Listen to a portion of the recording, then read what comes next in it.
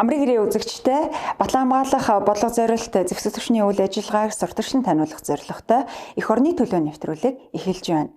Нэвтрүүлгийн эхэнд салбарт өрнөсөн мэдээллийг хүлээн авна.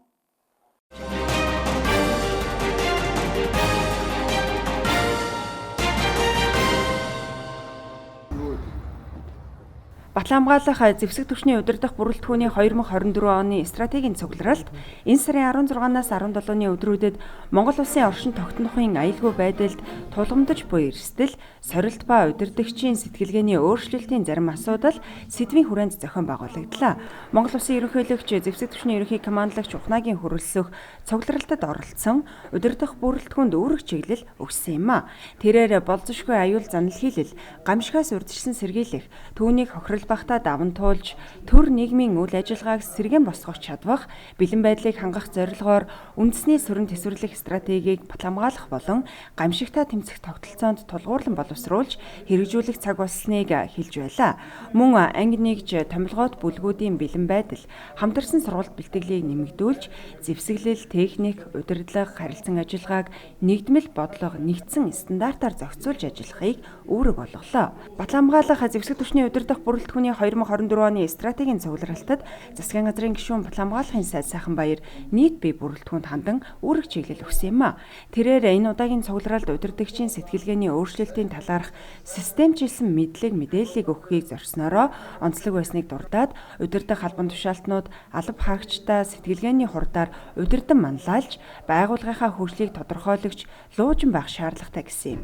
Иймд цугларалтын үеэр гарсан оновчтой санаачлах шийдлийг бодит ажил хэрэг болгон хэрэгжүүлэхэд онцгой ач холбогдол өгөхийг хэлж байлаа. Түүнчлэн өнгөрөх 2023 оныг мэргэжлийн цэрэг суурилсан чадварлаг зэвсэг түвшнийг хөгжүүлж бэхжүүлэх зорилтыг хангахад нэлээд дахиц гаргасан. Батлан хамгаалах салбар зэвсэг түвшний хэмжээнд Монгол улсын хөгжлийн урт дунд хугацааны бодлого төлөвлөлтийг баримтчгийн хэрэгжилтийг эрчимжүүлж, зэвсэг түвшний үүрэг гүйцэтгэх чадварыг нэмэгдүүлэхэд чиглэгдсэн олон ажил арга хэмжээ хэрэгжүүлж үр дүнд хүрсэн жил боллоо гэдгийг тодорхойллоо. 2024 оныг засгийн газрын үйл ажиллагааны хөтөлбөрт батлан хамгаалах талаар туссан зорилт арга хэмжээнүүдийн хэрэгжилтийг бүрэн дуусгаж, зэвсэг түвшнийг хөгжүүлэх чиглэлээр дэвшүүлсэн зорилт төлөвлөлтийн баримт бичгийн хэрэгжилт улам эрчимдсэн. Зэвсэг түвшний энхийг дэмжих ажиллагаанд оролцох оролцоо нэмэгдэн, зэвсэг цэргийн техникийн шинжилэлт, алба хаагчдын нийгмийн хамгааллын асуудалд нэлээд дахиц гарсан жил боллоо гэдгийг онцолж байлаа. Шадар сайд амар сайхны даргалдаг хөгжлийн бэрхшээлтэй иргэдийн эрхийг хангах үндэсний зөвлөл хөдөлмөр нийгмийн хамгааллын яам, засгийн газрын хэрэгжүүлэгч агентлаг, хөгжлийн бэрхшээлтэй хүний хөгжлийн ерөнхий газраас жил бүр яамд болон 21 аймаг, нийслэлийн 9 дүүргийн дэргэдэх дэд болон салбар зөвлөлүүдээс хөгжлийн бэрхшээлтэй иргэдэд ээлтэй оны шилдэгийг шалгаруулдаг уламжлалтай. Тэгвэл батлан хамгаалах яамны төрийн нарийн бичгийн дарга, бригадын генерал Ган Хуйгийн даргалдаг батлан хамгаалах яамны дэргэдэх хөгжлийн бэрхшээлтэй хүний эрхийг хангах орон тооны бус дэд зөвлөл, төрийн захиргааны болон орон нутгийн захиргааны байгууллагын зөвлөлүүдээс шилдэг 3 зөвлөлийн нэг болж хөгжлийн бэрхшээлтэй хүний эрхийг хангах оны шилдэг дэд зөвлөл надад өрсөлдөж байна. Энэ удаагийн хөгжлийн бэрхшээлтэй иргэдэд ээлтэй оны шилдэгийг шалгаруулах ёслолын ажиллагаа 2024 оны 1-р сарын 23-нд Blue Sky Tower-д зохион байгуулагдана. Нэр дэвшиж байгаа дэд болон салбар зөвлөлүүдийн үйл ажиллагааг хэвлэл мэдээллийн хэрэгслүүдээр сурталчилж, дээрх ёслолын ажиллагааг шууд дамжуулах юм а.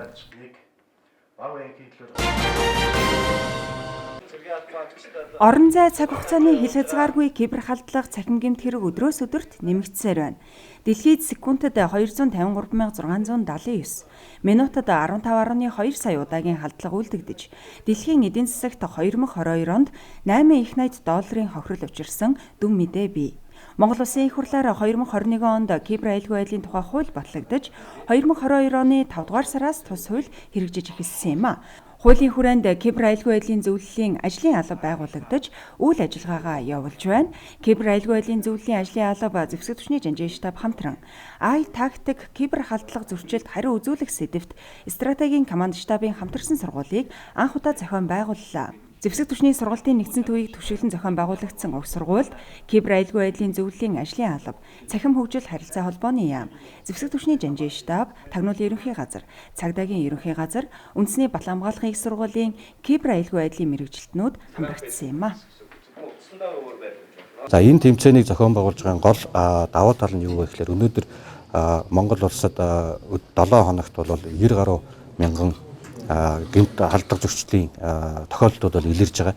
Эдгээр тохиолдлуудтай тэмцэж ажиллаж байгаа манай энэ багууд маань хоорондоо туршлагаа солилцох, мөн тодорхой нэг чиглэл дээр хэн давуу талтай байна вэ гэдгээ бол тодруулах, мөн Монгол улсын гибер аюулгүй байдалтай тэмцэх тогтолцоо болон ер нь манай мэрэгжлийн чадамж, техникийн чадамж ямар байна вэ гэдгийг тогтоох юм анхны юм чухал ач холбогдолтой сургууль байгаа.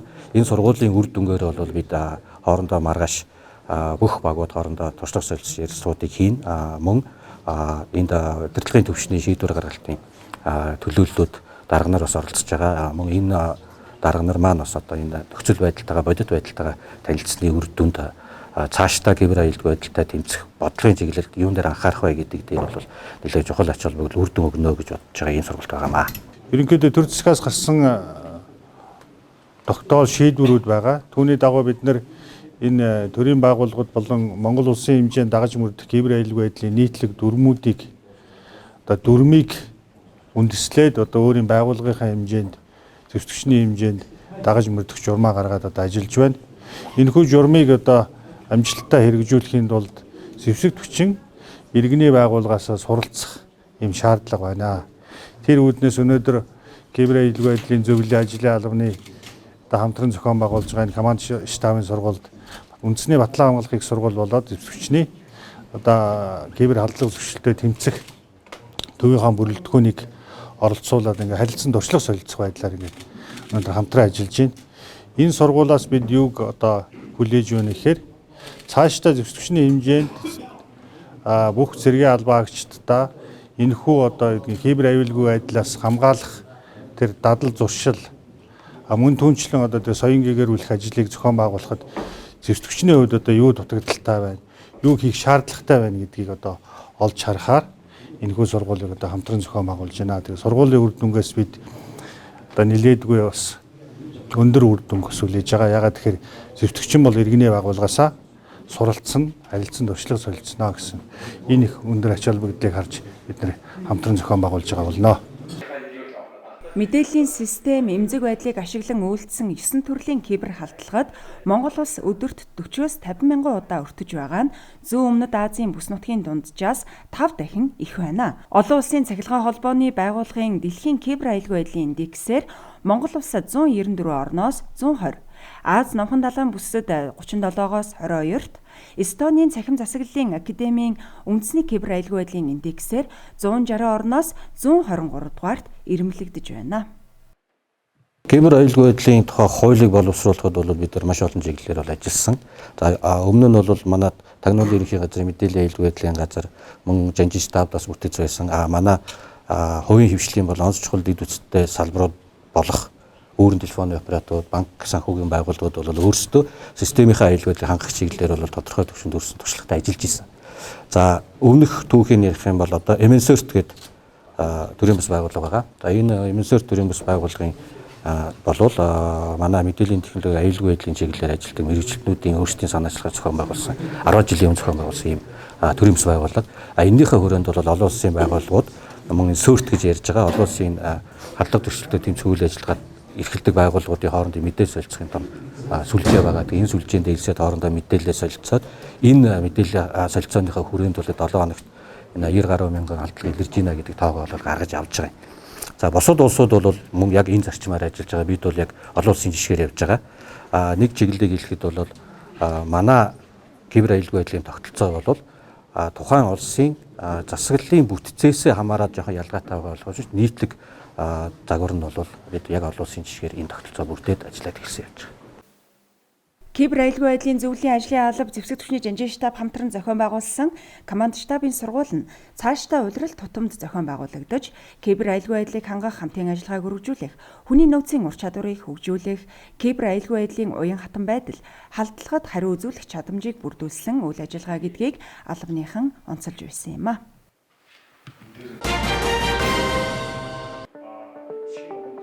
Бадлан хамгаалах салбарын хэвлэл мэдээлэл, соёл урлаг, архив, эрдэм шинжилгээ судалгааны чиглэлээр Соён редакц, цэргийн дуучин эрдмийн чуулга, Монгол цэргийн музей, Бадлан хамгаалахын төв архив, Бадлан хамгаалах эрдэм шинжилгээний хүрээлэн гэсэн байгууллагууд хариалагдсан үйл ажиллагаагаа хэрэгжүүлдэг. Эдгээр байгууллагууд нь хамтын ажиллагаагаа өргөжүүлэх нэгдсэн бодлого төлөвлөлтөөр салбараа сурталчлах ажлын хүрээнд оны эхэнд нэгдсэн хуралдааныг зохион байгуулдаг уламжлалтай. Тус хурлын арга хэмжээ цэргийн дуучин эрдмийн чуулгын улс төслийн танхимд зохион байгуулагдлаа. Өнгөрсөн он тус байгууллагууд нь Бадлан хамгаалах бодлого зорилт, зэвсэг түвшний үйл ажиллагааг сурталчлан таниулах, эх орныхоо эрх чөлөө, тусгаар тогтнолын төлөө хөдөлмөр зүтгэл, залуунаас халуун сэтгэлээ зориулсан ахмад үеийнхний үйл хэргийг залуу хойжууд ойлгуулах, хүүхэд залуучуудыг эх оронч үзэд хүмүүжлээр төлөвшүүлэх, эргэн зэргийн харилцааг бэхжүүлэх, архивын лавлгаа мэдээлэл хүргэх, салбарын үйл явдал, төвгөн тэмдэглэлтойг сурталчлах зэргээр өргөн хүрээтэй ажил арга хэмжээг зохион байгуулахад дэмжлэг үзүүлэн хамтран ажилласан. Тодорхойлбол Батлан хамгаалахын хууль тогтоомжийг сурталчлах бидний бахархал төсөл, нийслэлийн 9 дүүрэг, Булган, Архангай аймгийн төв болон бүх сум, Дорноговь аймгийн Сайншин дотоод хэрэгжихэд тус тусын чиглэлд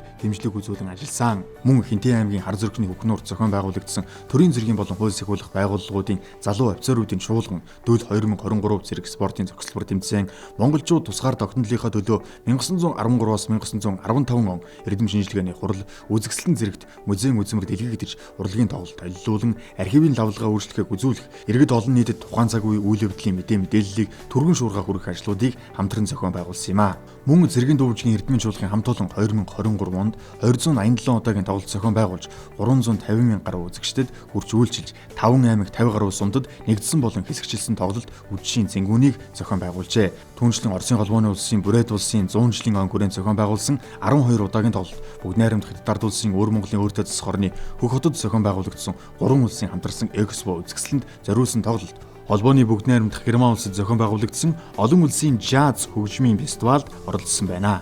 Харин Монгол цэргийн музей 2023 онд өдөртмийн үзүүлэг сурчлага болон боловсрал олон нийтийн ажил зохион байгуулж нийт 17 мянга гаруй үзэгчдэд үйлчилсэний зэрэгцээ, төр үзэсгэлэн 3, нүүдлийн үзэсгэлэн 17, цахим үзэсгэлэн 7 гэдэглэн Батлан хамгаалах салбарын түүхийг сурталчилж, Эгэл Баатрууд 1, Намдар судлалын бот, Хурандаа генерал Ёндон 100 жил судалгааны бүтээл зэргийг төөрөвсөн байна. Мөн орчин үеийн техник технологийн дэвшлиг ашиглан виртуал орчин бүхий VR зон болон Жоокийн бодит дүр бүхий үзмрийг шинээр үзүүлэлттэй нэмсэн байна. Тэгвэл Батлан хамгаалахын төв архивын онцлог ажлаас дурдвал Монгол улсын урт хугацааны хөгжлийн бодлогын баримт бишиг Алсын хараа 2050 тусгагдсан цахим засаглал ажлын хүрээнд төрийн үйлчлэгээний цахим систем Монголиад тус архивын лавлгаа мэдээллийн үйлчлэгийг цахимаар хүлээн авах, олгох, архивын үйл ажиллагаанд ашиглагдах цахим програм хангамжийг суйрлуулах ажлыг хийж гүйцэтгэн архивын үндсэн үйл ажиллагааны мэргэжил арга зүйн талаас архив албан хэрэг хөдөлтийн арга зүйн баримт бичгийн эмэгтэйлийн нийт хөмрөг үүсгэн анги байгууллагын нууц бичиг хэргийн эрхлэгч архивын ажилтнуудад гарын явлага болгон ашиглуулах томоохон ажлуудыг зохион байгуулан ажиллажээ.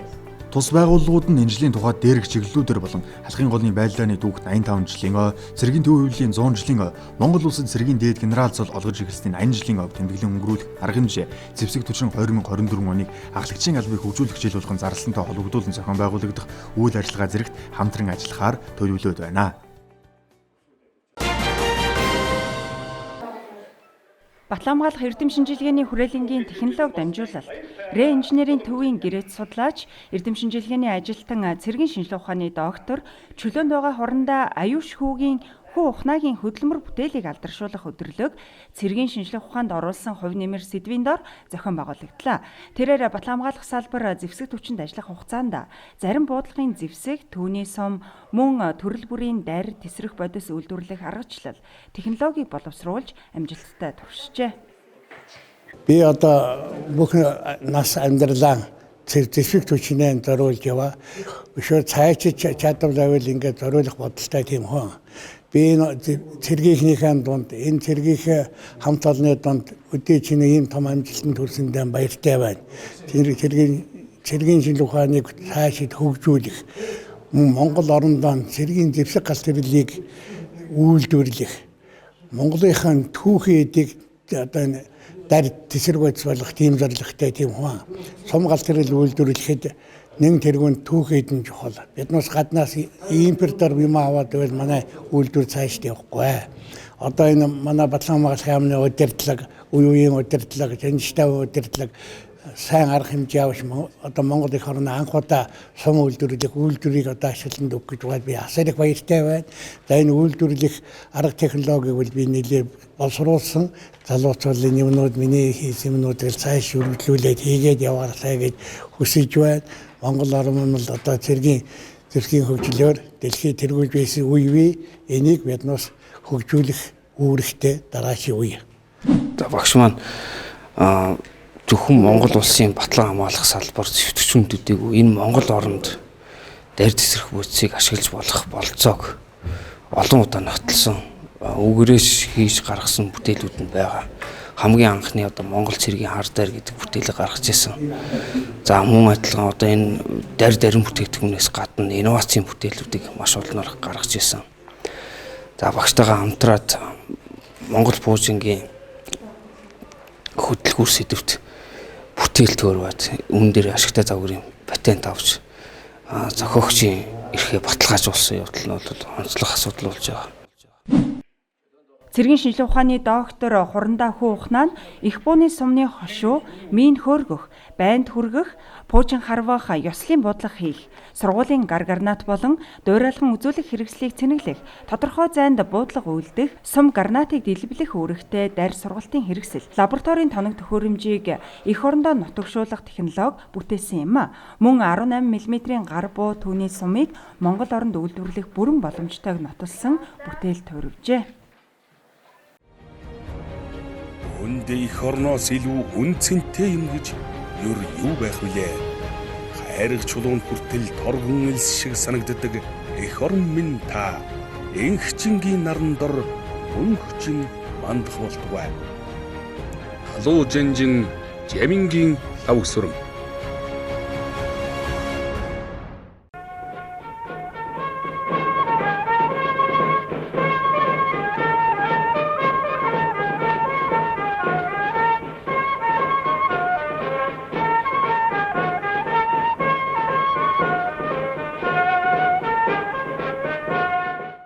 Төгслийн дунд дуучих саадын үзлэг зэрэг спортын бүх авралдааныг явуулж хэлсэн юм аа.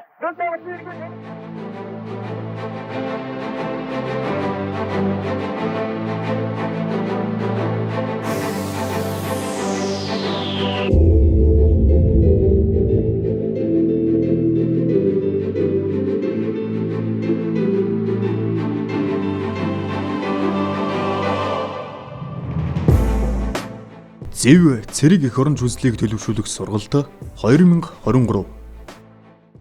Аливаа улс үндэстний оршин тогтнохын үндсэн нэгэн хүчин зүйлийн нэг нь улс үндэстний эв нэгдэл, оюун санааны нэгдмэл байдал юм.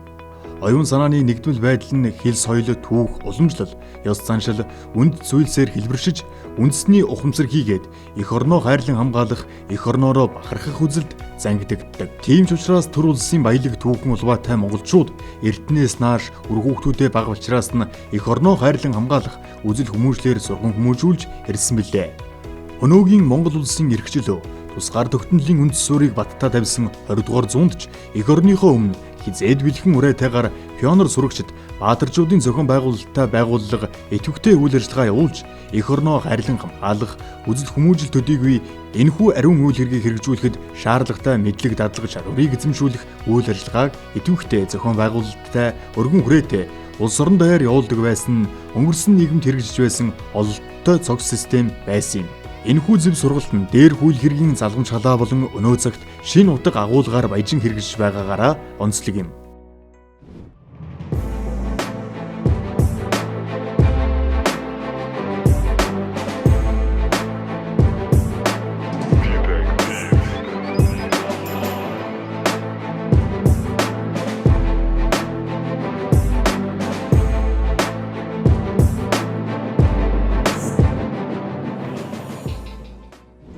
Монгол улсын ерөнхийлөгч зэвсэг түвшний ерөнхий командлагч Ухнаагийн хүрэлцэх эх орныхоо ирээдүйг хойч уйлсан хүүхэд залуучуудад тусгаар тогтнол эрх эрхчлөөний үндснийг ойлгуулах, эх орноороо болон Монгол хүн болж төрснөөрөө бахархах, их байгаль, түүх соёлоо хайрлан хамгаалах ухамсартай, улс орны хөгжилд хувь хүн бүрийн оролцоо чухал гэдгийг ойлгосон, эх орон чиргэнийг төлөвшүүлэх зорилготой бидний бахархал төслийг санаачлан улс орон дээр олон цогц арга хэмжээг хэрэгжүүлж байгаагийн нэг нь зэв сургалт юм. Энэхүү сургалтанд Монгол Улсын ерөнхийлөгчийн үйл ажиллагааны мөрийн хөтөлбөр, Монгол Улсын засгийн газрын 2020-2024 оны үйл ажиллагааны хөтөлбөр, засгийн газрын 2019 оны 200 дугаар тогтоолоор батлагдсан хүүхэд залуучуудад эх оронч үзэл төлөвшүүлэх үндэсний хөтөлбөр, Монгол Улсын ерөнхийлөгчийн санаачилсан бидний бахархал төслийн хүрээнд баруун, төв, зүүн гэсэн 3 хэсэгт бүсчлэн явагдлаа.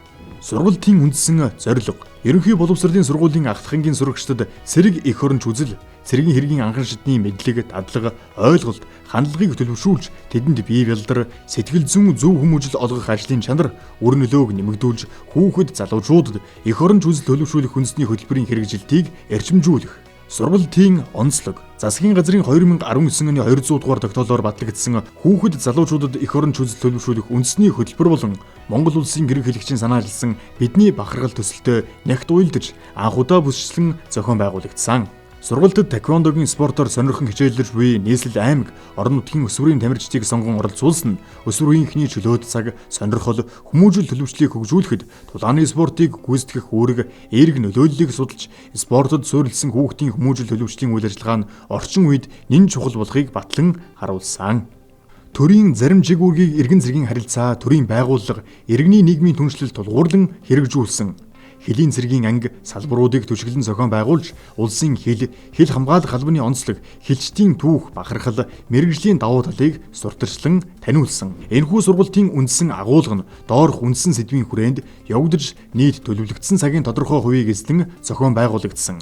Үүнд суралцагчдад цэргийн хэргийн анхан шатны мэдлэг, дадлага олгох 55%, сэтгэл зүйн бэлтгэл, өсвөр үеийнхний харилцаа, хамтын ажиллагааг хөгжүүлэх 9%, гардан талааны бэлтгэл, бие хамгаалах урлагт суралцуулах 15%, урлаг спортын арга хэмжээг 12%, экологийн боловсрол олгох арга хэмжээ 9%-ийг эзэлсэн юм. Сургалтын баг таамж, ачааллыг шинжлэх ухааны үндстэйгээр тооцож, нэг өдрийн ачааллыг 10 цагаар тооцож, 8 цагийг төлөвлөгөөт хичээл дадлагуудад үлдсэн 2 цагийг цэргийн анги салбар дахь өглөө, өдөр, оройны нэгдсэн ажиллагаа, соёл, олон нийтийн арга хэмжээнд зарцуулсан бөгөөд суралцагчид 6 өдөр нийт 60 цагийн хичээл, дадлага, олон нийтийн арга хэмжээнд хамрагдаж сургалтын хөтөлбөрийг хангасан.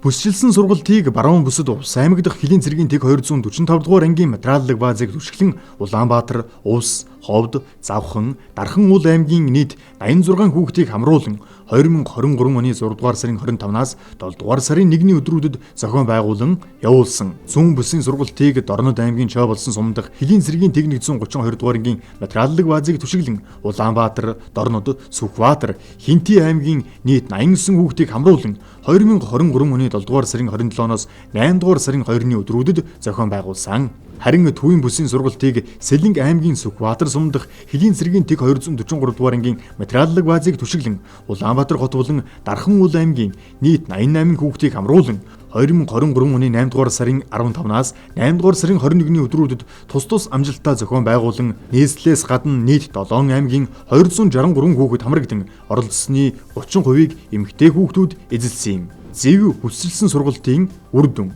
Энэхүү зэв бүсчилсэн сургалтын үр дүн ач холбогдлыг тооцоод баршгүй. Сүүлийн жилүүдэд энэ төрлийн сургалт арга хэмжээ нэмэгдэж байгаа нь нийгмийн зүгээс багагүй талархал мөнхүү бас хүлээлт үүсгэж байна. Тухайлбал Монгол Улсын ерөнхийлөгчийн санаачилсан бидний бахархал төсөл, нийслэлийн аймгийн хэмжээнд явуулж байгаа цэрэгжлийн спортын дөл тоглолт, зэв бүсчилсэн сургалт, үндэсний батлан хамгаалахын их сургуулийн шонхор цуслан дахь ирээдүйн генералууд тэмцээн, тусгай хүчний командлаас хүүхдүүдийн цуслангуудад явуулж байгаа амьдрах арга ухааны багц сургалтууд, орон нутгийн томилгоот нэгжийн цугларалд хээрийн дадлага зэрэг нь хүүхэд залуучуудад цэрэг эх оронч үзэл төлөвшүүлэх, тэдний авиас сонирхлыг зорилтод хөтөлбөрт чиглүүлж зөв төлөвшүүлэхэд чухал үүрэгтэй болж байна. Зэв бүсчилсэн сургалтад оролцсон 270 орчим хүүхдээс авсан сэтгэл ханамжийн судалгааны үр дүнгээс харахад тэдний 91% нь энэхүү арга хэмжээ маш их таалагдсан, өөр өгөөжтэй арга хэмжээ гэж дүгнсэн бол 5% сэтгэл нийцсэн арга хэмжээ гэж дүгнжээ. Харин 4% нь цаашид боловсронгүй болгож сайжруулах шаардлагатай гэсэн бол хангалтгүй гэсэн үнэлгээ тавьсан нэг ч хүүхэд байсангүй. Энэ нь уг арга хэмжээг санаачлан хэрэгжүүлсэн төр захиргааны байгууллагын зорилтод нийцсэн, нөгөө талаас түүнд оролцогч хүүхдүүдэд үр өгөөж нь илт мэдрэгдсэн эерэг үр дүнтэй арга хэмжээ болох нь тодорхой харагдаж байгаа юм. Түүнчлэн судалгаанд хамрагдсан хүүхдүүдийн 75% нь цэрэг эх орон чөлөөний талаар сургалт сурчлагаа хангалттай явагддаггүй гэж дүгнсэн. Тэдний үзэж судалж буй хичээлийн хөтөлбөр болон сургууль олон нийтийн арга хэмжээний хүрээнд цэрэг эх орон чөлөөний талаар сургалт сурталчилгааны ажлыг нэмэгдүүлэх, эрчимжүүлэх хэрэгцээ шаардлага байгааг бэлэхний харуулж байгаа юм. Энэхүү бүтэлсэн сургалтыг бүхэлдэн дүгнэж үзвэл нэгдүгээрт зөв сургалт нь Монгол улсын ерөнхийлөгчийн тамгын газар, хил хамгаалах ерөнхий газрын дэмжлэг болон зохион байгуулагч байгууллагууд, оролцогч хүүхдүүд, тэдний арга гэрийн идэвхтэй оролцоо хамтын ажиллагааны үр дүнд хөтөлбөрийн дагуу өндөр ачааллтай амжилттай явагдсан. Тулааны спортоор хичээлдэг өсвөр насны хүүхдүүд нь багш нарын хатуур шанд шаардлага, бие бэлдэр, сэтгэл зүйн өндөр ачааллыг даах, дасан зохицох чадвараараа бусад хүүхдүүдээс илүү байдгийг энэхүү сургалт нотлон харууллаа. Тулааны спорт нь бие бэлдэр, сэтгэл зүйн төвчээр, хатуужил, дэг журам олгодгоороо иргэдийг эх орноо хамгаалах, аливаа сорилт бэрхшээлийг даван туулах, цэргийн алба хаахад нэн тусдаа спортын төрөл зүйл бөгөөд үүнийг өндөр хөгжилтэй орнуудын туршлага харуулж байна. Мөн монголчуудын эртээр үеэс уламжилж ирсэн хүүхдүүдэд харвах, намнах, барилдах, морь мал адгуулах арга ухаанд сургаж ирсэн туршлага байна. Сургалтын явц төгсгөлдөх үнэлгээ, оролцогчдын сэтгэл ханамжийн судалгаа, аймаг орон нутгийн удирдлагын болон эзэг эхийн санал сэтгэгдлээс авч үзэхэд цаашид ийм төрлийн сургалт хүмүүжлийн ажлыг тогтмолжуулах шаардлагатай байгаа нь харагдаж байлаа.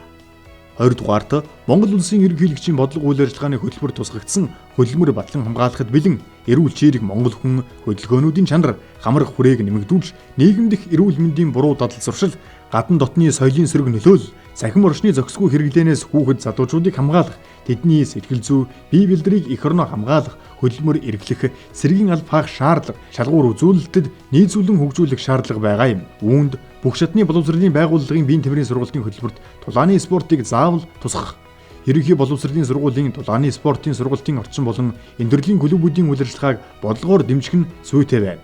3 дугаарт Монгол улсын ерөнхийлөгчийн бодлого үйл ажиллагаа засгийн газрын хөтөлбөрийн хүрээнд батлан хамгаалах боловсролын салбарын хүүхэд залуучуудад цэрэг эх орон чөлөөт төлөвшүүлэх, тэдний авиас сонирхлыг зорилттой хөтөлбөрт чиглүүлж зөв төлөвшүүлэх төсөл хөтөлбөр арга хэмжээнүүдийн уялдаа холбоо нэгдмэл байдлыг дээшлүүлэх нь зүйтэй байгаа юм а.